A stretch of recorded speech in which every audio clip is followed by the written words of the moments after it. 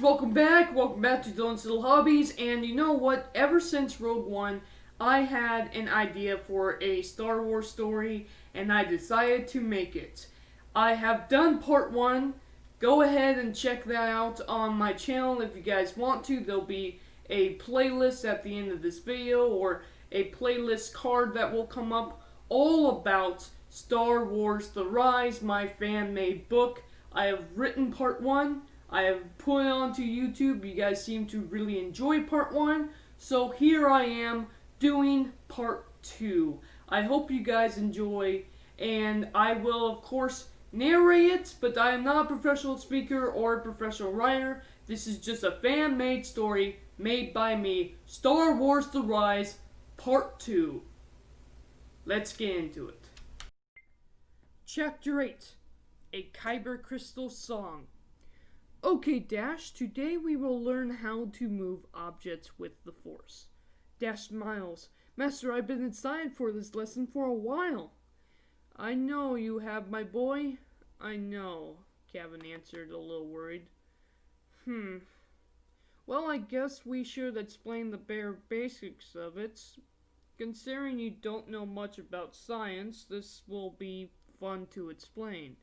Dash listened intensely to his master's words. Kaven does a slight laugh. Let me explain. Say you have a rock you want to move. You then put pressure on the rock from one side to move it, or you pull it towards you. You want to lift it, you put pressure on it. If you put more than the force of gravity's pressure, do you follow? Because I'm not sure how to explain this. Dash nods his head. What's gravity? Kaven puts his hand to his head. Not important. Ask MD3 some other time. Look, the basics is this. You put pressure on an object to move it. Dash nods. Well, like we've discussed before, the Force is a field of energy that surrounds us.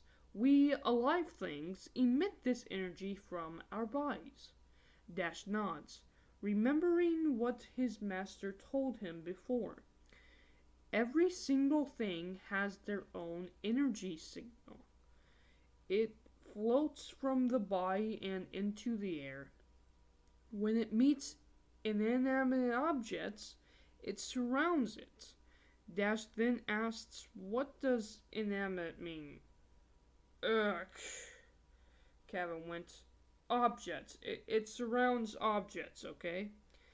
Dash, you can still control your own energy outside of your body.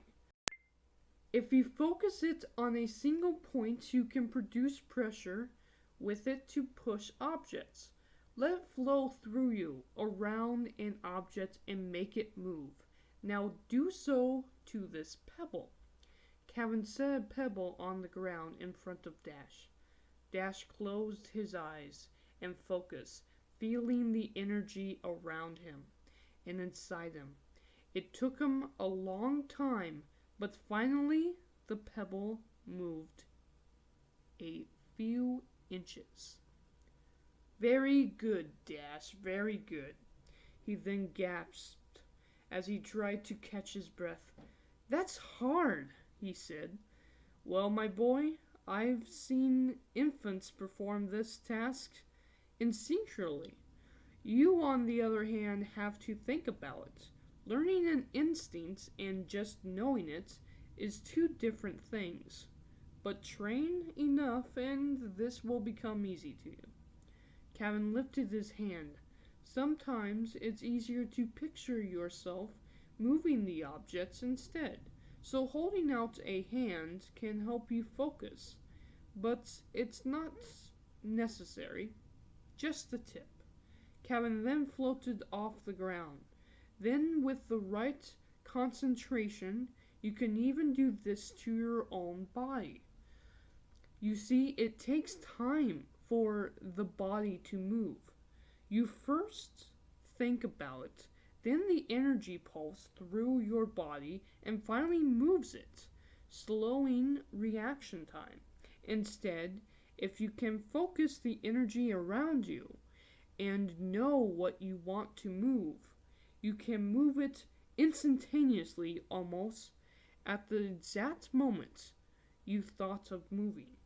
You must let the energy flow through you and use the energy outside your body to move your body. That's how you'll become much faster. For now, just focus on that pebble. In time, you'll be better at it. End of lesson for the day, Kaven said as he turned around and headed for the ship. Dash just stared at the pebble in front of him, as he thought, this is going to take forever. Wait, Master, do you hear that? Kaven stopped to listen. You hear something? No, I don't hear anything at all. I cannot just hear it. I sense it. What do you think it is, Master? Kaven shakes his head. I don't know. I don't feel anything. But if you do, we must find out what it is. Come on, Kaven says. We will follow your sound. Dash then heads in the direction Kaven follows. They travel until they reach a small town. Dash looking completely confused, still listening for the sound. It's came louder, he says. This way, Master. They both head into a small trade shop. There, sitting in a glass shelf, lies a crystal. Kaven laughed. Now it makes sense. What is it, Master? Dash asked. But as he did, the owner of the shop came in. That kid is a super rare form of crystal. God's in deep trade. I will sell it if you're interested. Or maybe trade it. I see you sure. He turned to Kaven. Have quite a sword. Maybe it's worth trading for a crystal. Kaven turned to him. What are you asking for it? 7,000? He said. Dash gasped at this. You're crazy! No, he's not, Kaven answered him. Let me see. He pulled out his wallet. How about 1,000? He then waved his hand. 1,000 will do nicely to get the piece of junk out of your store. Don't you agree? Yes, 1,000 is fine, the man said. Dash grabbed it. Let's go. Dash turned around and grabbed the crystal and left.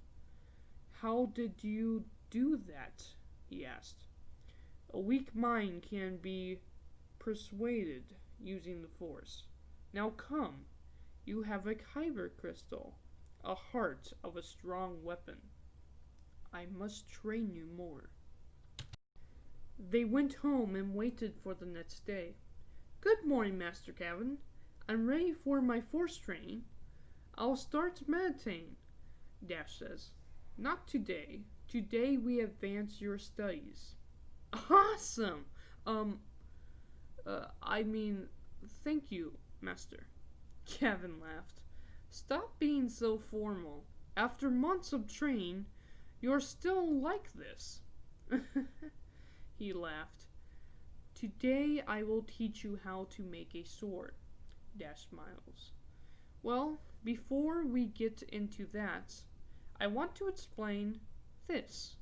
He opens his hand to reveal a small crystal. The kyber crystal we got yesterday? Dash says, in surprise. What does it have to do with swords, though? I'm getting to that. First, can you hear it? The hum, the singing? Dash closes his eyes. Yes. When I got closer to it, what does it mean? Dash asked. The fact is, I can hear it too, now that I'm so close to it, but not as loud as you can. It's simple, because it called to you. Kyber crystals are a very unique stone. It's all a theory, but a crystal structure formed by the energy of the Force. They form only when there's a surplus of energy that's not in use. As you know, the Force is energy. It surrounds and combines us. It flows through all living things. But when there's not a lot of living things but only energy, that energy then crystallizes into this odd life form. They are extremely rare. They are not just rocks. They're alive in their own way. They produce more force energy than most biological organisms. These crystals might have been the first forms of life in the universe, before all of us ever existed. Even the force tree. Then again, how you go from a crystal to a tree is beyond me. Kaven laughed. When you focus, you hear the crystal singing to it. Sing back to it, Dash. Dash looks confused. Okay, la la la la la. He starts singing to it. Stop, that's not what I meant. Let me explain more. The singing you hear, the hum, it's pulse. Just like a heart pumps blood, the crystal pumps energy. The sound you hear, just like you can hear a heart pulse, you can hear the crystal's energy's pulse. Here, with both hands closed around the crystal, Dash puts both hands around the crystal, gripping it tight. Now use the energy inside you. Use the force to match your own energy to the energy of the crystal. Sometimes the crystal can choose a being whose energy it likes and wants to match with you, but you must also match with it. Mix its energy around. Go on and resonate with it. Dash focuses on the crystal in its hand, trying to match its energy, its pulse, with his own. Ah, he opens his eyes. I've done it, Master. I can feel it. It's hum. It's my own. Good, you can draw on its power as it draws on yours, creating a bond with a rock. But still, you get the picture. He opens his hand. Master, it's no longer clear. It's green. And so beautiful. Yes, Dash, it is very beautiful. Very beautiful indeed. But how is it a different color? It changes color based on your feelings at the time you focused on it. There are in fact 9 colors altogether, just like there are 9 basic words. I don't know all the meanings, but let me ask you this. What did you feel when your energies mixed? What did the crystal feel? He closes his hand again. Happiness and hopefulness, wisdom and something else. I can't explain it, Dash says. Kaven nods. My original crystal turned a bright blue, deeper blue than I can explain. I felt strength and pride, like a warrior. Dash looks to his master's sword. That thing on the hilt, I thought it was a ruby or a red diamond or something, but that day it turned white. Is that a kyber crystal too? Yes, Dash. Kaven shows him the hilt and takes the kyber crystal off of it. Red, the most common color of blood. A single injury of pain. The Sith have a tradition, my boy. One I'm afraid I follow too. You first make a connection with a kyber crystal. Use it, and use it to best your superior. You then cut them down and discard your connection. Sever your bond with it. Take your opponent's crystal, a crystal that already has a bond with another. You then put your hate and agony into it. You do not let the crystal draw in your natural energy. Instead, you command it, bends it to your will, and yours alone. The crystal bleeds. It will no longer sing a nice hum. It will scream frighteningly in the force. It's the worst thing you can ever do, to take something so pure, a pure energy like that, and distort it. I felt sick the first time I did it, but it wasn't the last.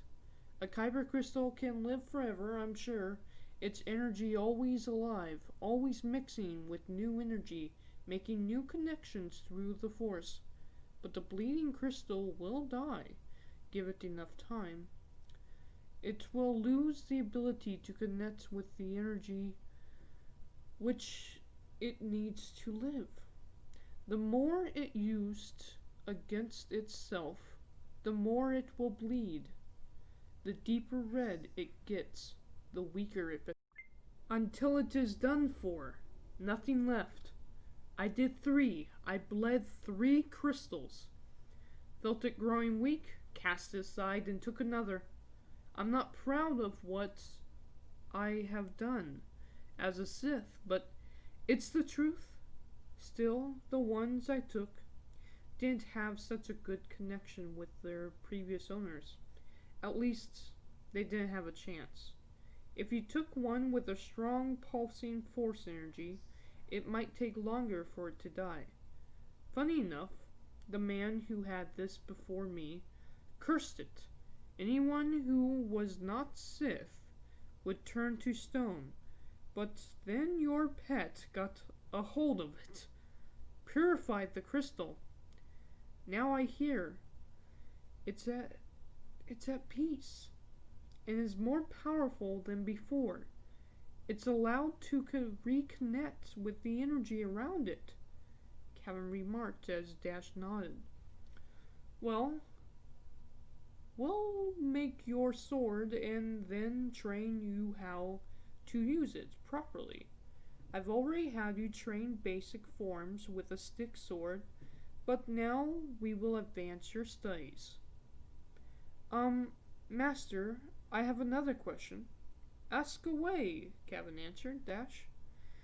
The crystal, whenever I meditate on it, it seems to show me something. It's hard to describe. I see it being mined out of a cave and thrown into a bucket with others. And in another one, I saw it be handed off to another person. It's odd, almost like I'm seeing its memories or something. Right you are, my boy. It's trying to tell you its story, and it expects you to tell it yours. Dash looked confused at this. Through its singing, it will share its history with you. Its song, the rhythm of it, it resonates with you. And simply put, if you think of your past while in tune with it, with its beat, you can tell the crystal your history.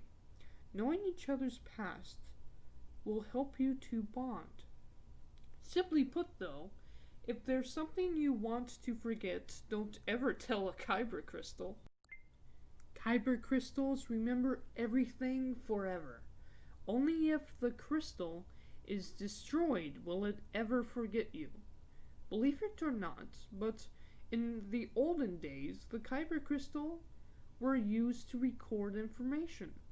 There are now devices they've been improved on so many times and will be improved upon in the future. But there are devices like holocrons, for example. The way they work is simple. Computer data all information is played in binary ones and zeros. Once you have a message, for example, let's say you want to leave your location, we'll put the message in binary, then play the message at the same time with a sound frequency that resonates with a kyber crystal. The crystal will hear the message and remember it forever. Then, to play the message back, all you have to do is reverse the process. Ask it for a certain file and have the crystal play its memory back to you. But there is so much more to a kyber crystal. Just like us and all living things, it can use the Force. It can even see the future and give you glimpses of it. Keep a close eye and a good ear on your crystal. It will come in handy. Now let's build your sword. Alright, and I hope you guys liked the chapter. Here you can watch part 1 as well as the entire series. And here you can subscribe to me as well as watch my latest video. Thank you guys for watching, and I am out. Bye.